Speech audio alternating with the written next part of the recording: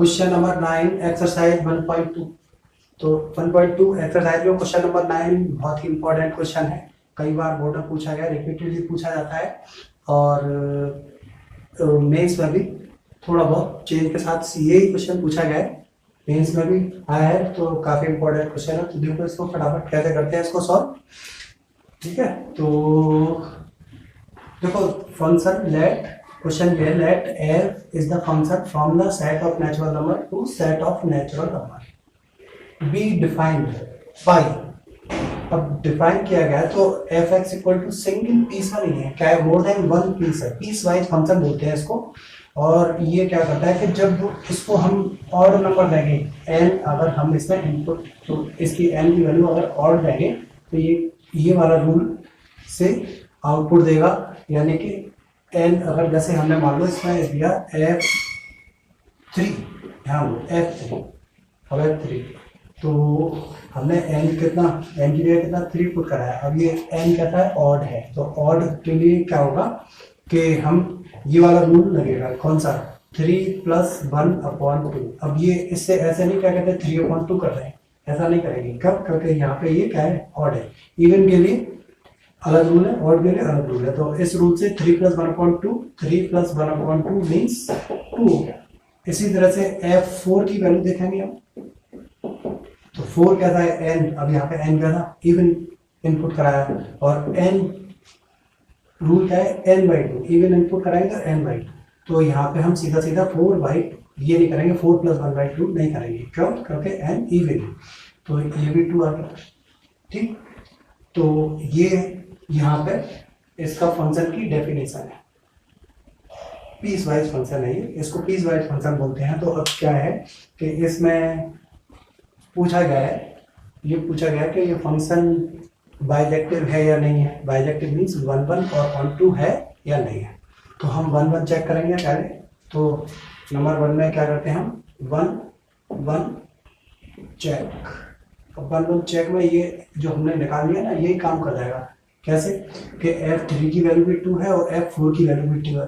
तो ये फंक्शन देखो, दो एक्स के लिए सेम इमेज हो गई कि नहीं हो गई, दो डिफरेंट एक्स के लिए सेम इमेज हो गई। तो इमेज आर नॉट डिस्टिंक्ट, तो ये कैसा हो गया, इमेज अगर डिस्टिंक्ट होती है तभी तो 1 1 फंक्शन होता है। तो ये कैसा फंक्शन हो गया, नहीं 1, क्योंकि इमेज डिस्टिंक्ट नहीं है, सेम इमेज है दो डिफरेंट एक्स के लिए। तो हम यहाँ से दिखा सकते हैं ये तो क्या कि F3 = F4 = कितना, 2, F3 = F4 दोनों बराबर है।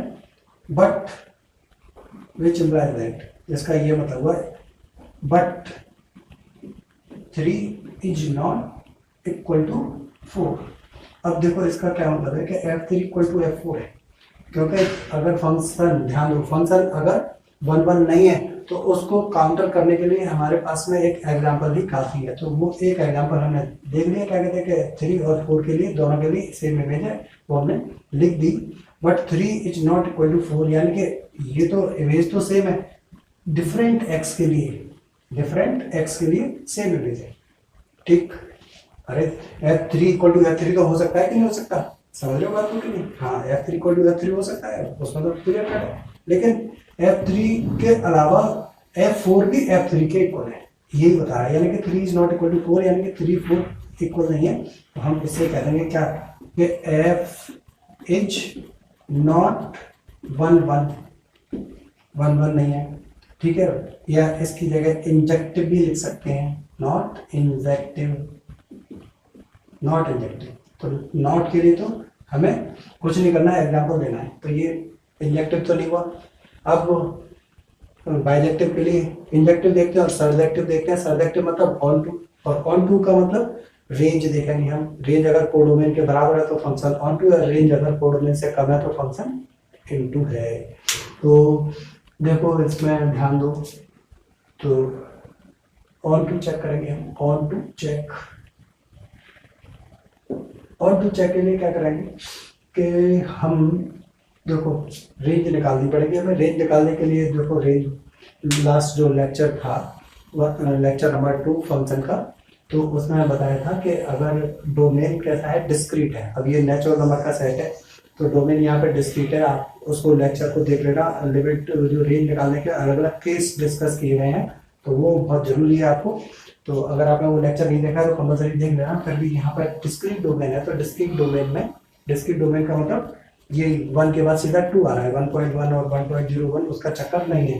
तो डिस्क्रीट डोमेन का मतलब 1 के बाद सीधा 2 आ रहा है, 2 के बाद 3 आ रहा है, बीच में कोई नंबर नहीं आ रहे हैं। तो डिस्क्रीट डोमेन में हम क्या करते हैं, फंक्शन वैल्यूज का कलेक्शन करते हैं, कलेक्शन ऑफ फंक्शन वैल्यूज। तो number by number function values हम निकालते हैं। तो f1 x n equal to कितना 1 रखते हैं, n इक्वल टू 1 रखते हैं। ऑड है 1 + 1/2 यानी कि कितना हो जाएगा 2, 1 + 1/2 यानी कि 2/1। f1 की वैल्यू 1 आ जाएगी। f2 की वैल्यू भी कितनी आ जाएगी, यहाँ से इवन वाला कैसे हो जाएगा 1। f3 की वैल्यू हम निकाल चुके हैं, कितनी है 2। f4 की वैल्यू भी निकाल चुके हैं, ठीक 2।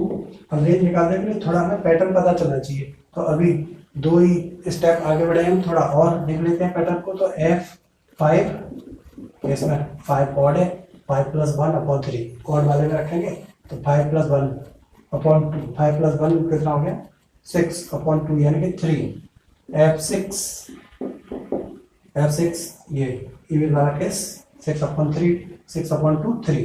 तो ये हमारे पास आ गया। तो अब इस पैटर्न से हमें पता चल गया कि जो ये फंक्शन वैल्यूज का अगर हम कलेक्शन करें तो देखो क्या आएगा 1 1, जो सेट बन रहा है तो सेट में 1 1 2 बार नहीं रखेंगे, एक ही बार रखेंगे 1, ठीक है 2 2 यानी कि 2, ठीक है सेट में, और 3 3 यानी कि 3 डॉट डॉट डॉट। अब थोड़ा और ले लो 4 5 डॉट डॉट डॉट, ठीक हो गया।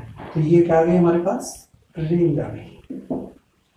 अब रेंज क्या है, सेट ऑफ नेचुरल नंबर के ही बराबर है, क्योंकि नेचुरल नंबर 1 से स्टार्ट होता है, 1 2 3 4 5 यही नेचुरल नंबर आते आ रहे हैं। अब कुछ बच्चे थोड़ा सा इसमें कहते हैं अरे सर ये क्या कहते हैं 6 तक पहुंचे आधे नेचुरल नंबर 3 तक ही है, तो ये पूरा कहाँ होगा नेचुरल नंबर के सेट का आधा होगा, नहीं आधा नहीं होगा। नेचुरल नंबर को लिमिट नहीं इनफाइनाइट तक चलता रहता है, तो हमें ये भी जैसे f2 लाख पे पहुंचेंगे तो f1 लाख मिलेगा कि नहीं मिलेगा, और f4 लाख पे पहुंचेंगे तो 2 लाख मिलेगा, यानी कि हर एक नेचुरल नंबर मिल ही जाएगा हमें। इसमें रेंज में हमें हर एक नेचुरल नंबर मिल जाएगा, क्योंकि इनफाइनाइट तक जा रहा है, ठीक। तो इसको भी हम क्या पूरा नेचुरल नंबर का सेट ही बोलेंगे, कोई उसमें कम ज़्यादा नहीं है कुछ भी, ठीक है। कंफ्यूजन किसी तरह का नहीं रखना है। हाँ तो ये रेंज, तो रेंज भी क्या हो गया सेट ऑफ नेचुरल नंबर हो गया, यानी कि अब हम इससे कंक्लूजन कर सकते हैं कि रेंज जो हमारा किसके इक्वल है, equal to codomain equal to set of, दोनों ही क्या है सेट ऑफ नेचुरल नंबर है। कोडोमेन ये बेटा यहाँ पे दे रखा होगा पहले से ही आपको, ठीक है। आपको पेपर मिलता है, ये मैथ का पेपर है 100 मार्क्स का, आपको पहले ही बताया जाता है। आप ये नहीं क्या कहते आपके उसमें कितने मार्क्स आ रहे हैं, 95 आ रहे हैं, 60 आ रहे हैं, 20 आ रहे हैं, ठीक है। ये आप पे डिपेंड करता है, लेकिन मैक्सिमम मार्क्स आपको, तो उसी तरह से ये कोडोमेन है, कोडोमेन आपको गिवन होगा, ठीक है। रेंज कोडोमेन, ठीक है। अब ऐसे तो हाँ चलो खैर, रेंज इक्वल टू कोडोमेन, तो फंक्शन कहता हो गया ऑन टू हो गया, फंक्शन कहता हो गया ऑन टू मतलब सर्वैक्टिव, तो हम इसको फंक्शन को लिख सकते हैं क्या मैनी वन, देखो 1 1 नहीं है तो many one onto function, many one onto function भी ऑन टू फंक्शन, ठीक है। इसको हम ऐसे भी लिख सकते हैं कि क्या नॉट इंजेक्टिव बट सर्वेक्टिव,